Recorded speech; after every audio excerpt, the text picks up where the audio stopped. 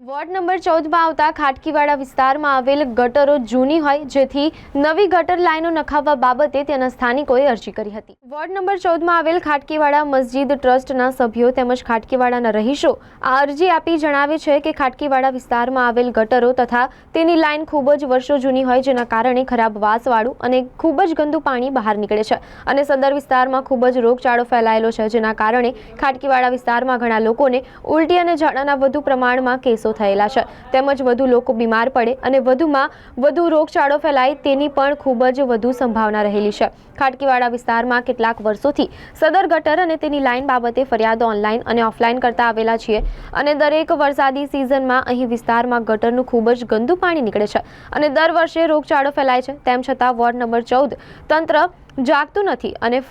ફરિયાદો કરવા છતાં વોર્ડ નંબર 14ના કોઈ પણ ઓફિસર ધ્યાન આપતા નથી તેમજ ત્યાં એક ગોશિયા નામની મસ્જિદ આવેલ છે અને ત્યાં વૃદ્ધ અને નમાઝી લોકો નમાઝ પડવા જાય તેમને પણ ગંદકી નડે છે। તેમ છતાં વોર્ડ નંબર 14ના અધિકારીઓ કોઈ પણ જાતની કામગીરીની વાત તો દૂર પરંતુ અહીં લોકોની શું હાલત છે અને કેવો રોગચાળો ફેલાયેલો છે તે અંગે પણ જરાક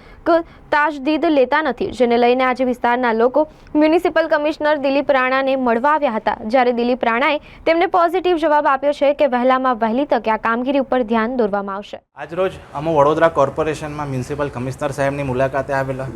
આમ જનરલી કમિશનર સાહેબ